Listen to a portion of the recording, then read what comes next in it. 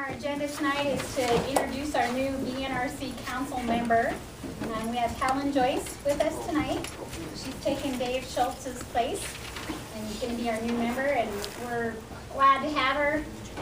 We know she's already up to speed and ready for this job ahead of us. Quite a job ahead of us. So we're happy to have you, Helen. I'm happy to be here. We're also happy to have John and Rick with us tonight. They're going to tell us what's on Youth for Both wish list. Rick's going to go first, and then John. I'd just like to go over quickly the kind of the organization of the meeting tonight. We'll have Rick give his presentation, take some questions from the Bnrc Council if we could first, and then we'll open it to the public to ask questions. And we'll do a similar thing with John's presentation. We would prefer to just have the two presentations and have all the questions at the end. That's fine. We want it to really be one presentation by the time. Okay. That works. We can do that. All right. All right. Thank you, Elizabeth. Thank you all very much for inviting us here to present to you tonight. I really appreciate it. Oh. Yeah. My name is Rick Larson. I'm the Operations Manager for the Utilities Division for Silver Public Works. The Utilities Division consists of the Water Division, the Wastewater Division, which includes Metro Sewer and all the collection pipes, the Stormwater Utility, and also the Landfill Utility. I'm actually going to talk about, break this into two parts. The first part is our water system, our drinking water system, and the improvements that we have been able to make so far using NRD money and that we hope to make in the future. And remember, this money that we've gotten from NRD so far is because of our groundwater is so impacted in Butte Silver Bowl. We can't use our groundwater resource. We have to import water from different locations. The second thing that I'll talk about is the improvements that we can use our assets for to improve the watershed. As you all know, we're in the headwaters portion of the Clark Fork drainage. What I'm going to be talking about today is improvements that we believe that we can make to Silver Bowl Creek and also the Warm Springs Creek watershed. I'll talk about Silver Lake system and all of the assets that we have there and ways that we can turn those assets over to NRD to make some real improvements in the watersheds. First thing I'll talk about is our water system, and currently we have three sources of water in Butte. We have the Big Hole River, which is our largest water right and our most important source of water for Butte Silver Bowl. We have our Molten water source coming from the Molten water reservoir that's north of Walkerville. We also have our Basin Creek water source that's in the headwaters of Basin Creek. We also get water from Fish Creek that comes out of Emerald Lake up in the highland. I'll talk about the Big Hole water source first, and then I'm going to skip around a little bit. Currently our water right, we have a very good water right in the Big Hole River. It's about 13.75 million gallons a day, about 21 CFS. It's a very old water right, and it's a very good water right. We also have a very good water right with South Fork Reservoir. I think that water right is 1862 or something like that. Very good water right. South Fork Reservoir, because of the size of the pipeline, can produce about 2.25 million gallons a day for much of the year. Combined water resource out of the Big Hole River is about 16 million gallons a day.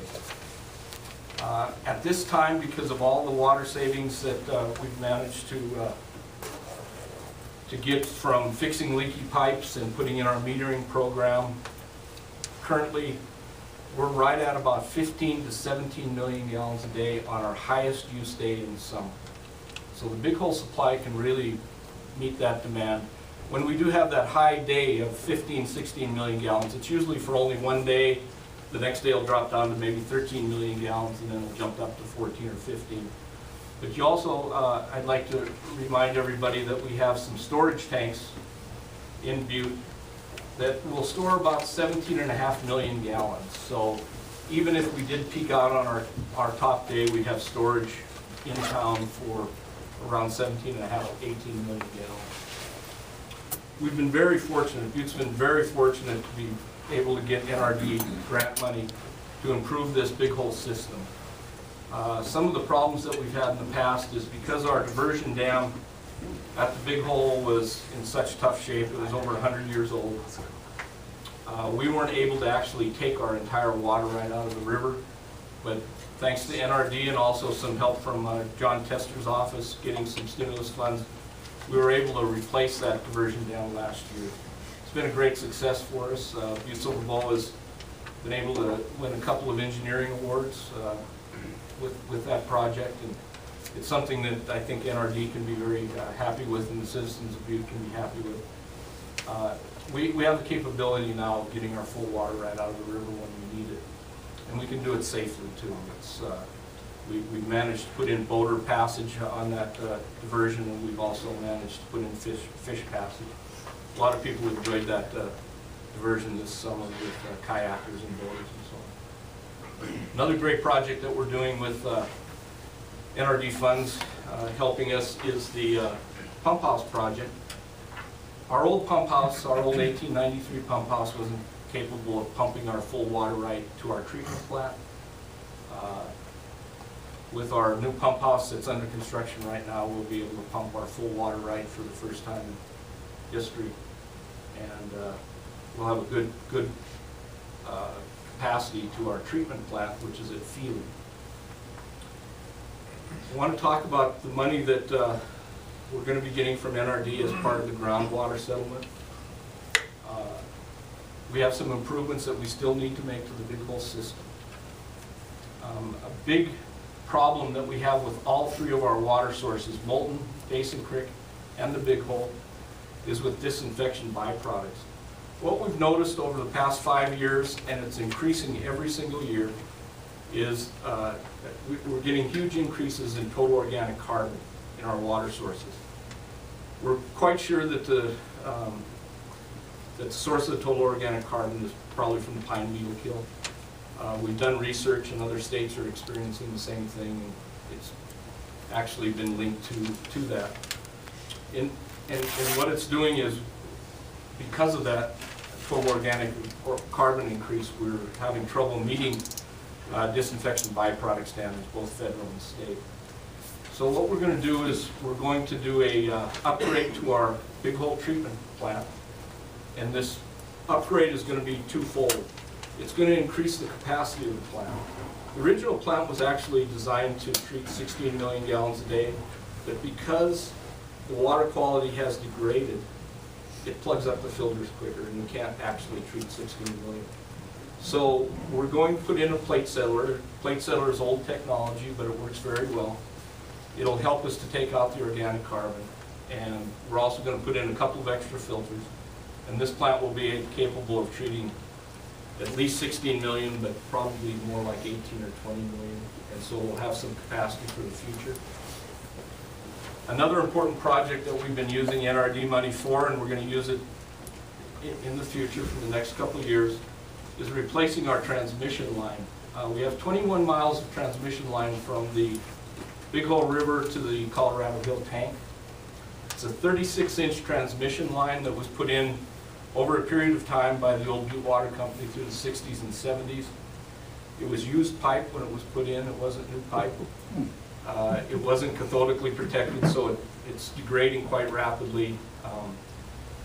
And then to add insult to injury, when they put the pipe in, for some reason they coated the inside of the pipe with a tar-like substance, which doesn't meet standards. What we're doing is we've already replaced about 11 miles of pipeline from the Big Hole River to the treatment plant. This year we'll replace another 20,000 feet, and then the next year we'll replace the final 40,000 feet. We'll have a brand new pipeline from the Big Hole River to the Colorado Hill tank that should last us 100 years minimum. The pipe that's being made now and all the protections and designs we put into it, it may last forever. It's a really good pipe. So we'll have a lot of our problems solved getting the water from the Big Hole River to Butte. We also have to do some more work. We need another water tank to be able to supply South Butte, the flats, with enough pressure. Because we have no treatment plant on the Basin Creek Reservoir, we're going to have to use Big Hole River water to feed the flat with water. In order to make sure that we have plenty of fire protection, the added pressure, we have to put a storage tank in approximately right here. And we also need some transmission line to get water to that tank. So the combination is going to take care of the money that we're going to get from NRD to satisfy that groundwater section of the grant. I think the important things to take away from it is when we're done with that work, it's going to take us 3 years. By January, well, by 2014, we'll have all this work done. And it'll be the first time in history that all of our customers will be drinking filtered water that meets all water quality standards. We're not providing that at this time, but we will be in 3 years. The other part is we'll have adequate capacity to meet all of our demands in 2014. So I think those are two things that are very important to the community, and we quite frankly couldn't have got it done without energy money. I'm going to leave the water side for a minute before I talk about the Molten Reservoir and Basin Creek, because I'm going to get back to the Basin Creek because we have some important things that we want to talk to you about in regards to NRD and possibly funds from this group. One of the big sources of pollution in Silverboat Creek right now is coming from our wastewater treatment plant. Currently, we're putting a lot of ammonia into Silverboat Creek. We're putting a lot of nutrients into Silverboat Creek. It's causing eutrophication in Silverboat Creek, and it's not good for the stream. Butte Silverboat is obligated through the Department of Environmental Quality. We have an order to make improvements to our wastewater treatment plant, and we've committed to do that. Recently, the Council of Commissioners has raised our rates, our Metro Sewer rates, 50%. We have talked with the state revolving fund people, and we're going to take out a loan that we're going to pay off over the next 30 years to complete all of the work that needs to be done with our wastewater treatment plant. It's going to cost us approximately $25 million. When we finish that, the technology that we're using is the membrane bioreactor. It is there's no better technology. We will be at the end of technology when we finish this plant. We will meet all state standards. We will meet our permit conditions that the DEQ is going to give to us. It, quite frankly, will be the best wastewater treatment plant in the state of Montana. The ammonia levels are going to decrease dramatically. The nitrate levels decrease dramatically, and it's going to be a really great water source. The problem is, Silverboat Creek is just a very, very small receiving stream. When we finish this project again at the end of 2014, if we were putting water in the Clark Fork River, the Missouri River, Yellowstone River, we would have no problems. Even though we'll meet state standards, Silverboat Creek is just a small stream. And in the summer months, there still could be some impacts from our system. So one of the things that we're going to pursue is beneficial reuse of our effluent. Our effluent will meet all irrigation standards, and it'll be an excellent source of industrial water if any industries are out there that could use it. And we'll be marketing it very, very effectively, I hope. But we may need some help. As I said, we've raised rates. We're going to spend $25 million. I don't know if we're going to have enough money to be able to convey that effluent to the final user, whether it be cemeteries, parks, whatever, for beneficial reuse. We may be coming back and asking for money to help us for beneficial reuse of this water. What that will do is, of course, decrease the amount of water that's going into Silverboat Creek.